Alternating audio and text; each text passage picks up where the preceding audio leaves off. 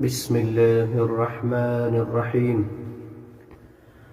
الحمد لله الذي أنزل على عبده الكتاب ولم يجعل له عوجا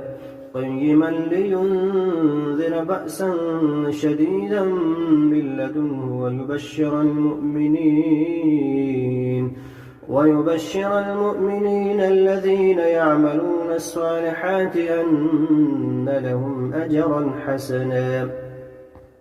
ماكثين فيه أبدا وينذر الذين قالوا اتخذ الله ولدا ما لهم به من علم ولا لآبائهم كبرت كلمة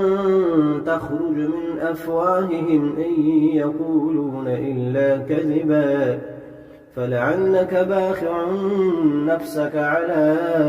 آثارهم إن لم يؤمنوا بهذا الحديث أسفا إنا جعلنا ما على الأرض زينة لها لنبلوهم أيهم أحسن عملا وإنا لجاعلون ما عليها صعيدا جرزا أم حسبت أن أصحاب الكهف والرقيم كانوا من آياتنا عجبا إذ أوى الفتية إلى الكهف فقالوا ربنا آتنا من لدنك رحمة وهيئ لنا من أمرنا رشدا فضربنا على آذانهم في الكهف سنين عددا ثم بعثناهم لنعلم أي الحزبين أحصى لما لبثوا أمدا نحن نقص عليك نبأهم بالحق إنهم فتية آمنوا بربهم وزدناهم هدى وربطنا على قلوبهم إذ قاموا فقالوا ربنا رب السماوات والأرض لن ندعو من دونه إلها لقد قلنا إذا شططا هؤلاء قومنا اتخذوا من دونه آلهة لولا يأتون عليهم بسلطان بين فمن أظلم ممن افترى على الله كذبا وإذ اعتزلتموهم وما يعبدون إلا الله فأووا إلى الكهف ينشر لكم ربكم من رحمته ويهيئ لكم من أمركم مرفقا وترى الشمس إذا طلعت تزاور عن كهفهم ذات اليمين وإذا غربت تقرضهم ذات الشمال وهم في فجوة منه ذلك من آيات الله من يهد الله فهو المهتد ومن يضلل فلن تجد له وليا مرشدا وتحسبهم أيقاظا وهم رقود ونقلبهم ذات اليمين وذات الشمال وكلبهم باسط ذراعيه بالوصيد لو اطلعت عليهم لوليت منهم فرارا ولملئت منهم رعبا وكذلك بعثناهم ليتساءلوا بينهم قال قائل منهم كم لبثتم قالوا لبثنا يوما أو بعض يوم قالوا ربكم أعلم بما لبثتم فابعثوا أحدكم بورقكم هذه إلى المدينة فلينظر أيها أزكى طعاما فليأتكم برزق منه وليتلطف ولا يشعرن بكم أحدا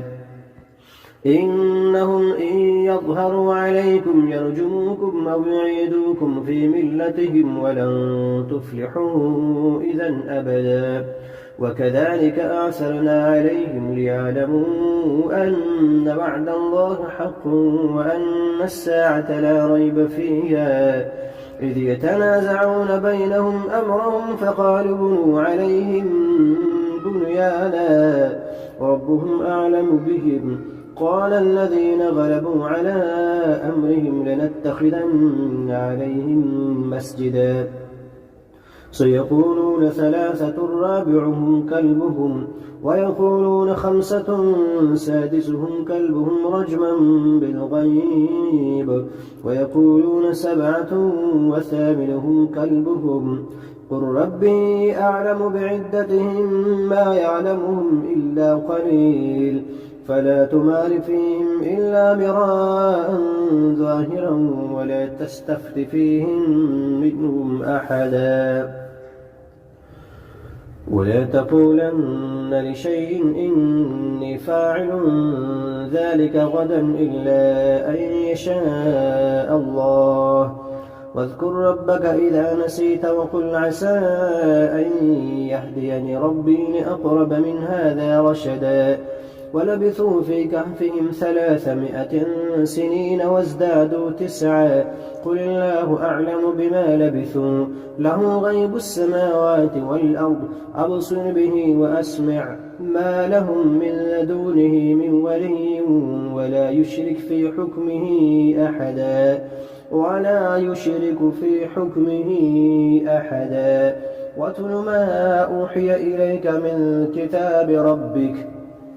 لا مبدل لكلماته ولن تجد من دونه ملتحدا واصبر نفسك مع الذين يدعون ربهم بالغداة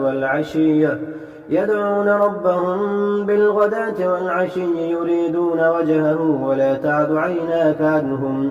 تريد زينة الحياة الدنيا ولا تطع من أغفلنا قلبه عن ذكرنا واتبع هواه وكان أمره فرطا وقل الحق من ربكم فمن شاء فليؤمن ومن شاء فليكفر إنا أعتدنا للظالمين نارا أحاط بهم سرادقها وإن يستغيثوا يغاثوا بماء كالمهل يشوي الوجوه بئس الشراب وساءت مرتفقا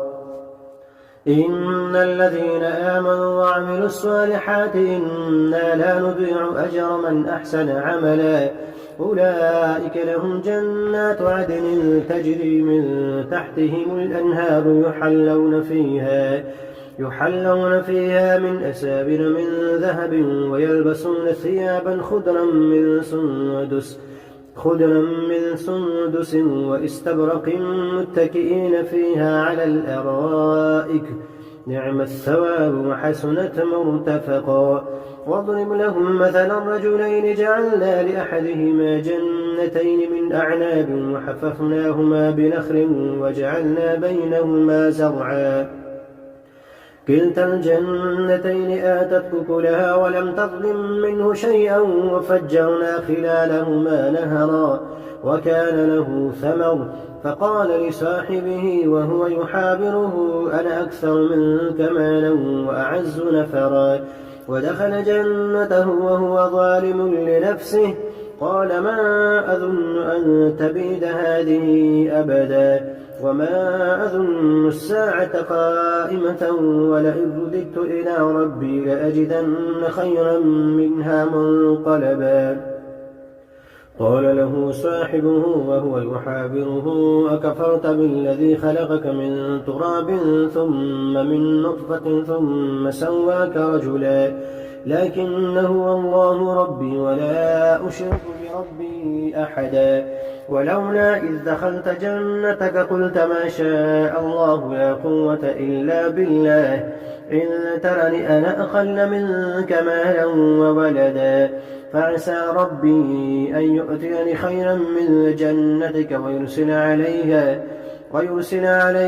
حسبانا من السماء فتصبح صعيدا زلقا أو يصبح ماؤها غورا فلن تستطيع له طلبا وأحيط بثمره فأصبح يقلب كفيه على ما أنفق فيها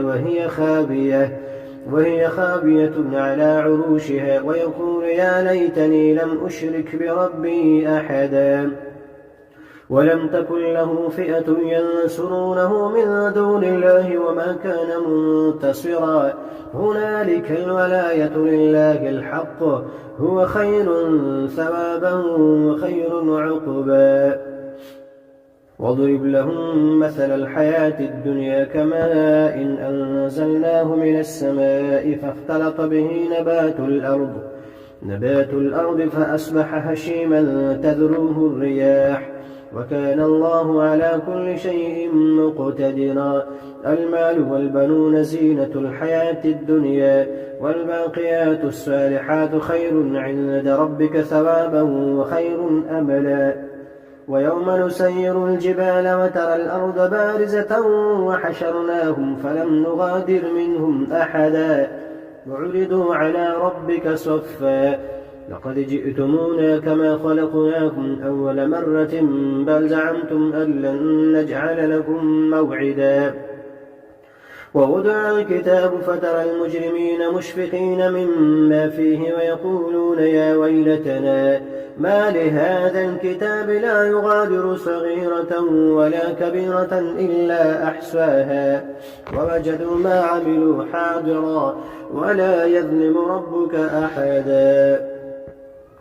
وإذ قلنا للملائكة اسجدوا لآدم فسجدوا إلا إبليس كان من الجن ففسق عن أمر ربه أفتتخذونه وذريته أولياء من دوني وهم لكم عدو بئس للظالمين بدلا ما أشهدتم خلق السماوات والأرض ولا خلق أنفسهم وما كنت متخذ المضلين عضدا ويوم يقول نادوا شركائي الذين زعمتم فدعوهم ولم يستجيبوا لهم وجعلنا بينهم موبقا ورأى المجرمون النار فظنوا أنهم مواقعوها ولم يجدوا عنها مصرفا ولقد صرفنا في هذا القرآن للناس من كل مثل وكان الإنسان أكثر شيء جدلا وما منع الناس أن يؤمنوا إذ جاءهم الهدى ويستغفروا ربهم إلا أن تأتيهم سنة الأولين أو يأتيهم العذاب قبلا وما نرسل المرسلين إلا مبشرين ومنذرين ويجادل الذين كفروا بالباطل ليدحضوا به الحق واتخذوا آياتي وما أنذروا هزوا ومن أظلم ممن ذكر بآيات ربه فأعرض عنها ونسي ما قدمت يداه إنا جعلنا على قلوبهم أكنة أن يفقهوه وفي آذانهم وقرا وإن تدعهم إلى الهدى فلن يهتدوا إذا أبدا وربك الغفور ذو الرحمة لو يؤاخذهم بما كسبوا لعجل لهم العذاب بل لهم موعد لن يجدوا من دونه موئلا وتلك القرى أهلكناهم لما ظلموا وجعلنا لمهلكهم موعدا وإذ قال موسى لفتاه لا أبرح حتى أبلغ مجمع البحرين أو أمضي حقبا فلما بلغا مجمع بينهما نسيا حوتهما فاتخذ سبيله في البحر سربا فلما جاوزا قال لفتاه آتنا غداءنا لقد لقينا من سفرنا هذا نصبا قال أرأيت إذ أوينا إلى الصخرة فإني نسيت الحوت وما أنسانيه إلا الشيطان أن أذكره واتخذ سبيله في البحر عجبا قال ذلك ما كنا نبغي فارتد على آثارهما قصصا فوجدا عبدا من عبادنا آتيناه رحمة من عندنا وعلمناه من لدنا علما قال له موسى هل أتبعك على أن تعلمني مما علمت رشدا قال إنك لن تستطيع معي صبرا وكيف تصبر على ما لم تحط به خبرا قال ستجدني إن شاء الله صابرا ولا أعصي لك أمرا قال فإن اتبعتني فلا تسألني عن شيء حتى أحدث لك منه ذكرا فانطلقا حتى إذا ركبا في السفينة خرقها قال أخرقتها لتغرق أهلها لقد جئت شيئا إمرا قال ألم أقل إنك لن تستطيع معي صبرا قال لا تؤاخذني بما نسيت ولا ترهقني من أمري عسرا فانطلقا حتى إذا لقيا غلاما فقتله قال أقتلت نفسا زكية بغير نفس لقد جئت شيئا نكرا قال ألم نقل لك إنك لن تستطيع معي صبرا قال إن سألتك عن شيء بعدها فلا تصاحبني قد بلغت من لدني عذرا فانطلقا حتى إذا أتيا أهل قرية استطعما أهلها فأبوا أن يضيفوهما فوجدا فيها جدارا يريد أن ينقض فأقامه قال لو شئت لاتخذت عليه أجرا قال هذا فراق بيني وبينك سأنبئك بتأويل ما لم تستطع عليه صبرا أما السفينة فكانت لمساكين يعملون في البحر فأردت أن أعيبها وكان وراءهم ملك يأخذ كل سفينة غصبا وأما الغلام فكان أبواه مؤمنين فخشينا أن يرهقهما طغيانا وكفرا فأردنا أن يبدلهما ربهما خيرا منه زكاة وأقرب رحما وأما الجدار فكان لغلامين يتيمين في المدينة وكان تحته كنز لهما وكان أبوهما صالحا فأراد ربك أن يبلغا أشدهما ويستخرجا كنزهما رحمة من ربك وما فعلته عن أمري ذلك تأويل ما لم تستطع عليه صبرا ويسألونك عن ذي القرنين قل سأتلو عليكم منه ذكرا إنا مكنا له في الأرض وآتيناه من كل شيء سببا فأتبع سببا حتى إذا بلغ مغرب الشمس وجدها تغرب في عين حمئة ووجد عندها قوما قلنا يا ذا القرنين إما أن تعذب وإما أن تتخذ فيهم حسنا قال أما من ظلم فسوف نعذبه ثم يرد إلى ربه فيعذبه عذابا نكرا وأما من آمن وعمل صالحا فله جزاء الحسنى وسنقول له من أمرنا يسرا ثم أتبع سببا حتى إذا بلغ مطلع الشمس وجدها تطلع على قوم لم نجعل لهم من دونها سترا كذلك وقد أحطنا بما لديه خبرا ثم أتبع سببا حتى إذا بلغ بين السدين وجد من دونهما قوما لا يكادون يفقهون قولا قالوا يا ذا القرنين إن يأجوج ومأجوج مفسدون في الأرض فهل نجعل لك خرجا على أن تجعل بيننا وبينهم سدا قال ما مكنني فيه ربي خير فأعينوني بقوة أجعل بينكم وبينهم ردما آتوني زبر الحديد حتى إذا ساوى بين الصدفين قال انفخوا حتى إذا جعله نارا قال آتوني أفرغ عليه قطرا فما استطاعوا أن يظهروه وما استطاعوا له نقبا قال هذا رحمة من ربي فإذا جاء وعد ربي جعله دكاء وكان وعد ربي حقا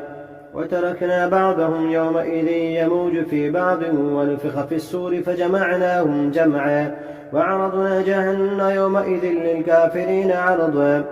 الذين كانت أعينهم في غطاء عن ذكري وكانوا لا يستطيعون سمعا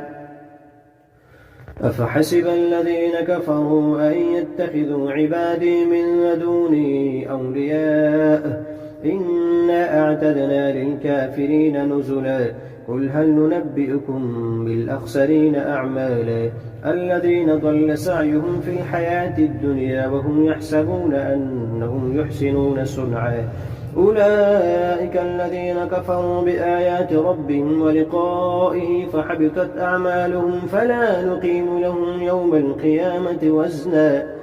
إن الذين آمنوا ذلك جزاؤهم جهنم بما كفروا واتخذوا آياتي ورسلي هزوا إن الذين آمنوا وعملوا الصالحات كانت لهم جنات الفردوس نزلا خالدين فيها لا يبغون عنها حولا